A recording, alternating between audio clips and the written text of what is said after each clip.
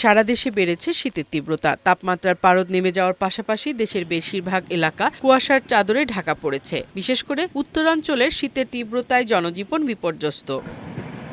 ঢাকা জুড়ে শুক্রবার শীত ও কুয়াশার দাপট অব্যাহত রয়েছে। সকাল গড়িয়ে বেলা বাড়লেও রাজধানীর আকাশে সূর্যের দেখা মেলেনি। মাঝারি থেকে ঘন কুয়াশায় ঢেকে থাকায় অনেক এলাকায় দৃষ্টিসীমানাও কমে গেছে। ভোগান্তি বেড়েছে ছিন্নমূল ও খেটে খাওয়া মানুষের। যশোরে মৃদু শৈত্যপ্রবাহে স্থবির জনজীবন। এই জেলায় শুক্রবার সর্বনিম্ন তাপমাত্রা রেকর্ড করা হয়েছে ৮ ডিগ্রি সেলসিয়াস। হাড় কাঁপানো শীতে জনজীবন বিপর্যস্ত হয়ে পড়েছে।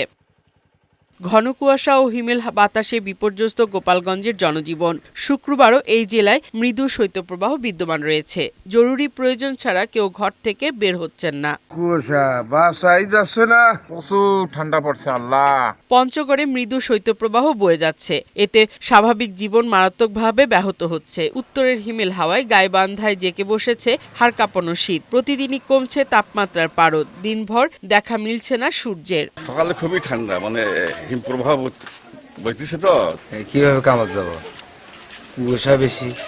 এছাড়া রাজশাহী, পাবনা, চুয়াডাঙ্গা, কুষ্টিয়া জেলার উপর দিয়ে মৃদু শৈত্যপ্রবাহ বয়ে যাচ্ছে। আগামী ৫ দিন দেশ জুড়ে তাপমাত্রার পারদ আরও নামতে পারে বলে জানিয়েছে আবহাওয়া অধিদপ্তর। ৫, ৬, ৭, ৮ ওই তারিখের দিকে তখন আবার মৃদু শৈত্যপ্রবাহ আবার হয়তো মৃদু থেকে মাঝারি বা অনেক কোনো জায়গায় তীব্রও হতে পারে, বাড়ার সম্ভাবনা রয়েছে। এদিকে ঘন কুয়াশায় পদ্মায় পাটুরিয়া, দৌলতদিয়া ও আরিচা কাজিরহাট নৌ রুটে বিঘ্নিত হচ্ছে ফেরি চলাচল। সেই সাথে ঘন কুয়াশার কারণে বিমান চলাচল, অভ্যন্তরীণ নৌ পরিবহন ও সড়ক যোগাযোগ ব্যবস্থা সাময়িকভাবে ব্যাহত হতে পারে। ফারহানা শিমু, বৈশাখী সংবাদ।